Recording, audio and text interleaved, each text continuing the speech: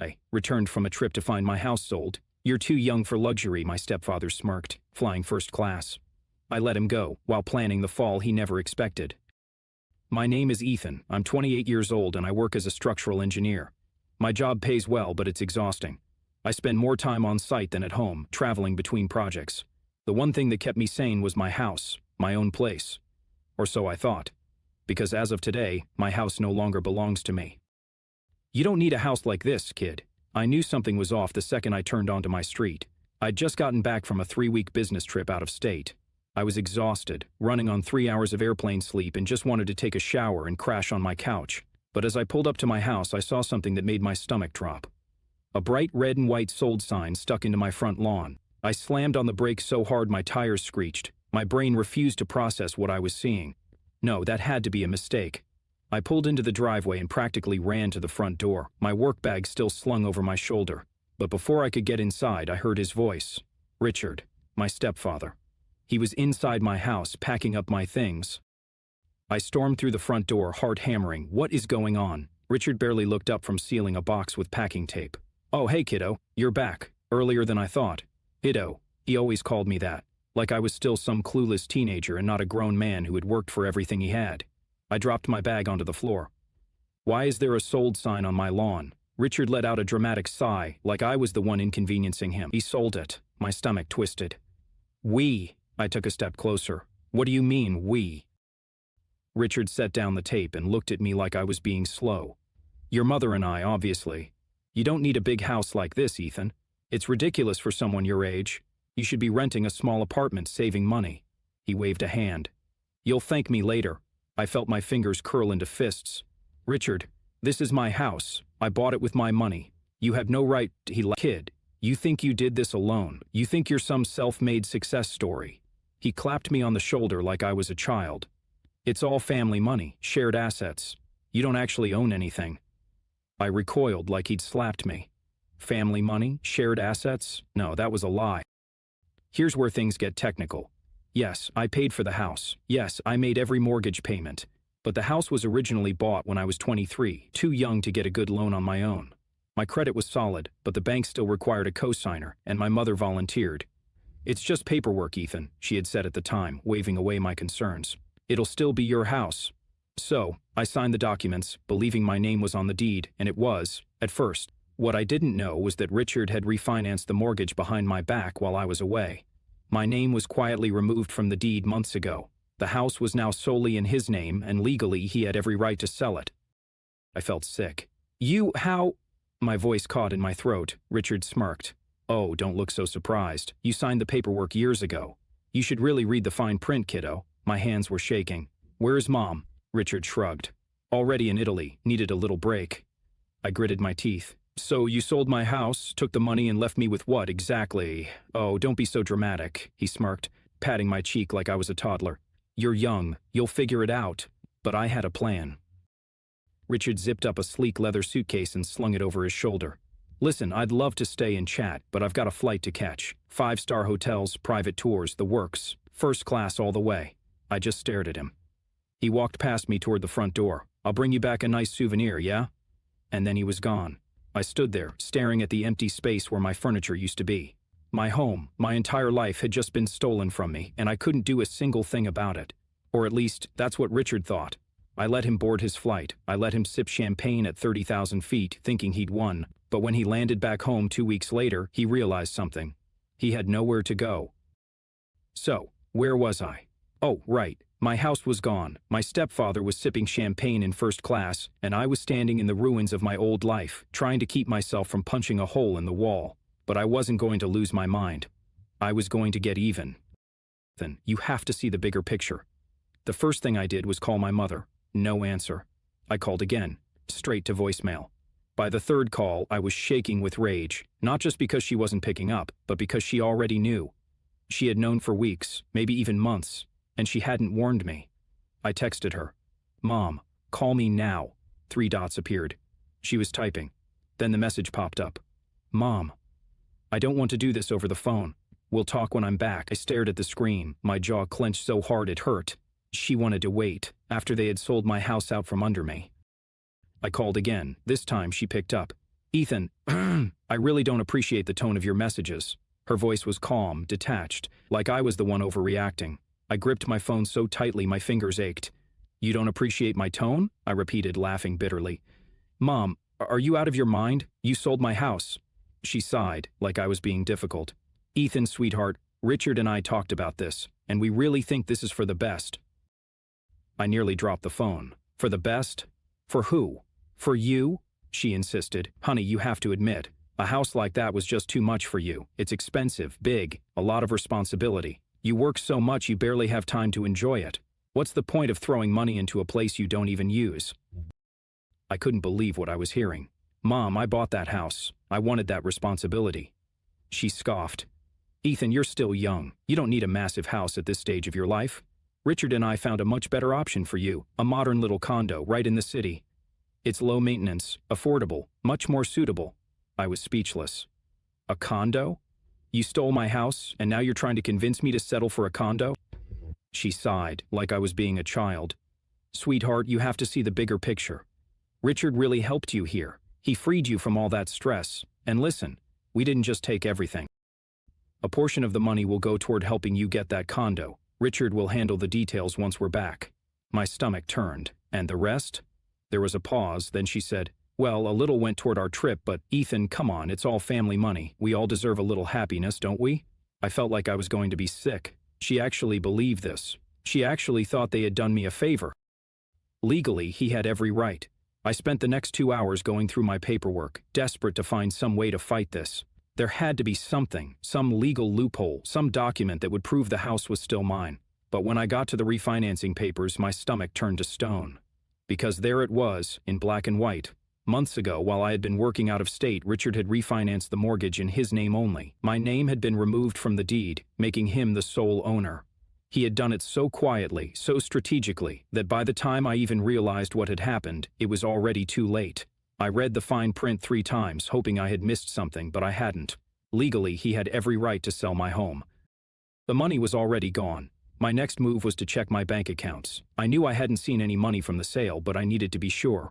When I opened the banking app, my hands started to shake, because I saw exactly what I feared. A $490,000 deposit from the home sale, followed by multiple withdrawals, hotel bookings, luxury brands, a wire transfer to an international account.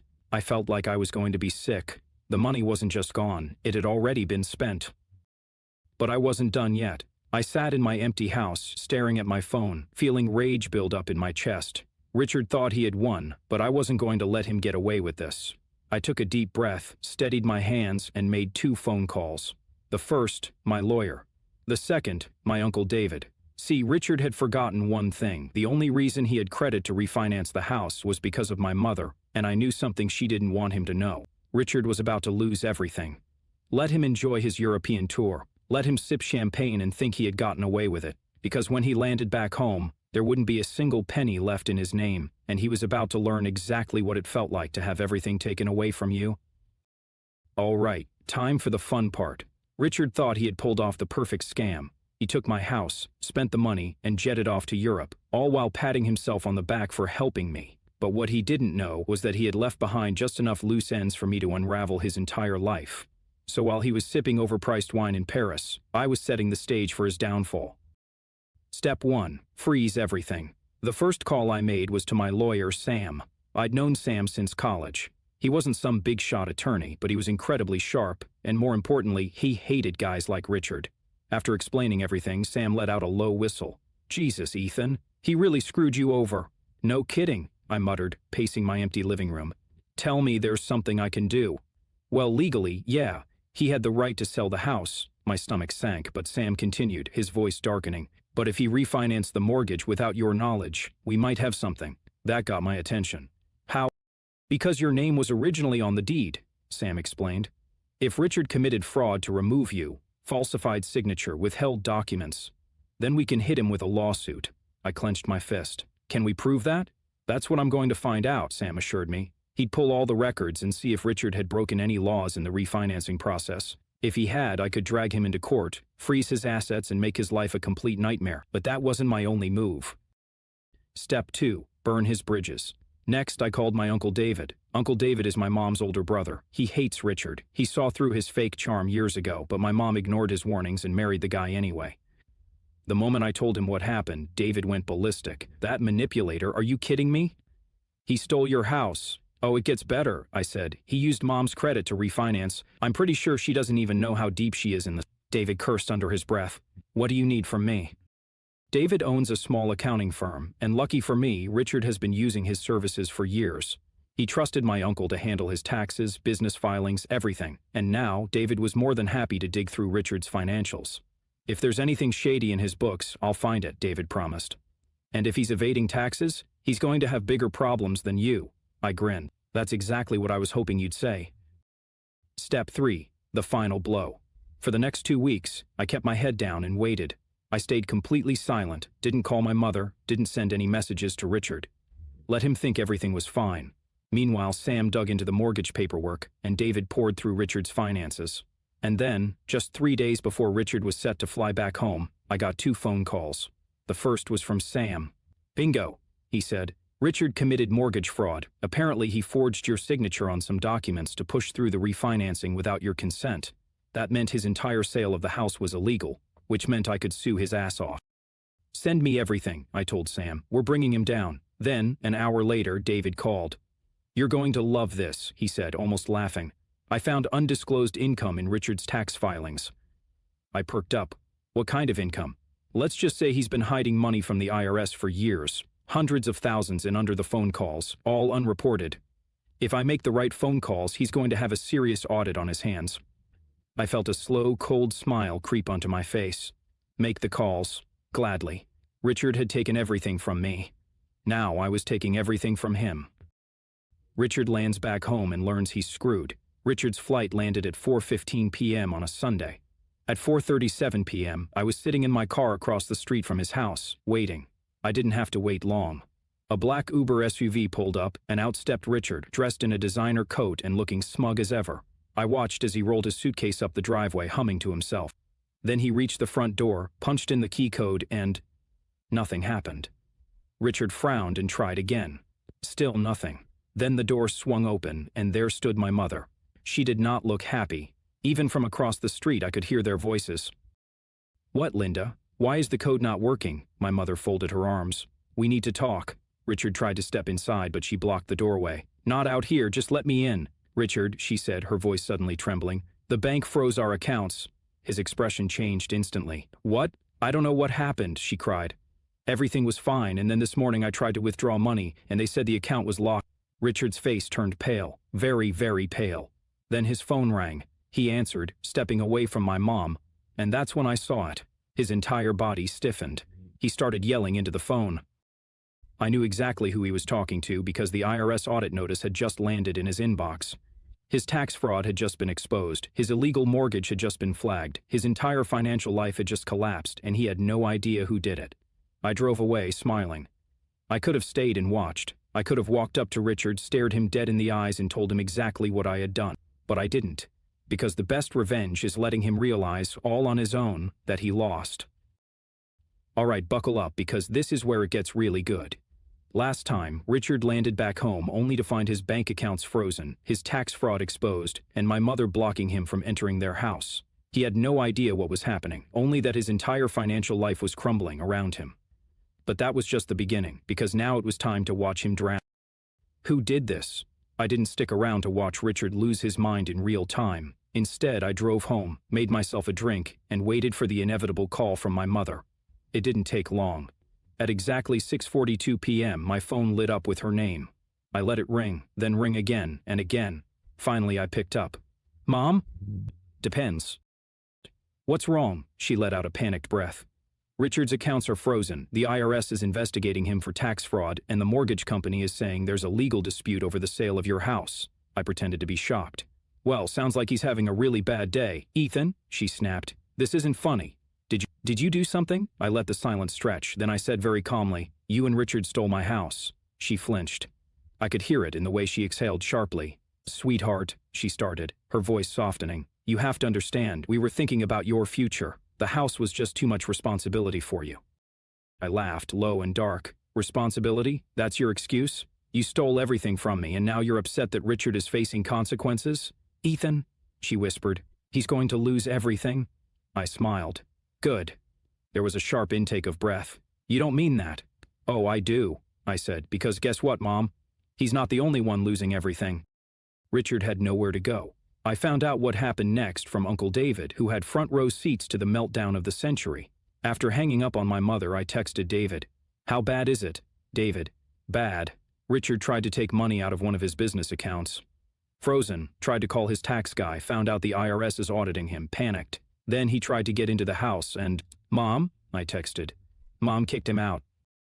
David replied. I sat up straight. You're kidding. Nope, David texted. She's freaking out. She doesn't want to get caught in his mess, so she locked him out and told him to fix his own problems. Where is he now? I asked. No clue, David replied, but if I had to guess, he's sleeping in his car. I couldn't stop grinning. Richard had spent the last 10 years lording over me, treating me like some stupid kid who needed his guidance. And now he was homeless. Ethan, please, we need your help. A day passed, then another. On the third day, my phone rang again. Mom. I let it ring, then ring again and again. Finally, I answered. Mom. Her voice was strained. Ethan, we need to talk. I set my drink down. About what? She hesitated, then, he's in trouble. He has nowhere to go. He's sleeping in a motel, but I laughed. Oh no, not a motel. How tragic. Ethan, she pleaded. Please. We need your help. I leaned forward. You need my help? You mean the same child who wasn't ready for the responsibility of owning a house? The same guy you stole from? Sweetheart, Where's the money, Mom? I cut her off. Where's the money from the house? Silence. Then quietly, it's gone. I closed my eyes, feeling a deep, satisfied burn in my chest. Of course it was.